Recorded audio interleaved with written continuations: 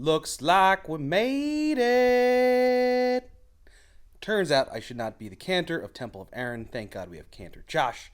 But it is now after Yom Kippur. Looks like we made it through, and it is so joyous to be on the other side. It was a wonderful Yom Kippur, wonderful high holidays in general.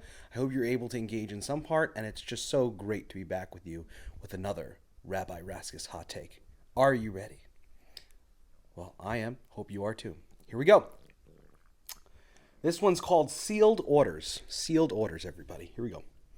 During the Ne'ilah service, the last of the 5 services on Yom Kippur, there occur several changes that are simple, but at the same time deeply meaningful. One of these basic changes in the liturgy is that the word kotvenu, which means written, is changed to chotmenu, which means sealed. We sealed. Hence the prayer, inscribe us in the book of life, recited in all of the high holy day services, is now read, seal us in the book of life. This phrase expresses the traditional Jewish belief that the destiny of a person's life for the coming year is sealed at the end of the day. This idea of sealed orders gives rise to an interesting analogy. Oh, I love these analogies. When he gives these stories and analogies, for me, these are just so apt. Here, I love this one. Here we go. Ready? You ready to have your mind blown? Here we go. In time of crisis, ships frequently set sail under sealed orders. These orders may be opened only at a specified time and must be followed implicitly. When the captain of such a vessel casts off, he does not know exactly where he is to go, but he has confidence in the orders he carries. His only concern is to carry out the assigned mission, which he knows can best be accomplished by sailing the course planned for him. This is true of life itself.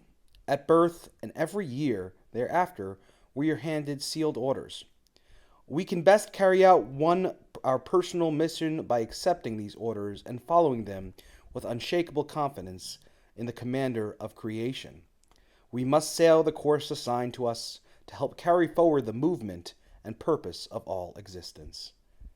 And he brings this beautiful quote from the Yerushalmi, the Jerusalem Talmud on Brachot.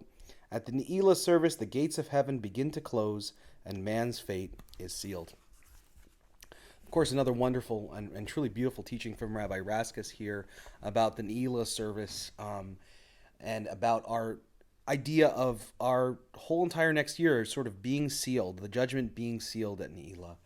And I think he interprets it in this really wonderful way that our destiny is sort of sealed on Yom Kippur, right? On that night, that our next year supposedly of what God has sort of planned for us in creation. And we don't really know what that judgment is. We never get told clearly if, what it's going to be, what it's going to look like, what's going to happen this year, what challenges we're going to face. But we have agreed, like a shipman on a ship or a sailor in a submarine or a boat, that we are going to follow those orders, that we are going to deal with whatever struggle we face. And I think this goes really well with a lot of what I spoke about on Yom Kippur Day during my sermon, this idea of taking responsibility for the world that's been created. And I spoke about it specifically in a sense of our transgressions creating that world that is not necessarily ideal.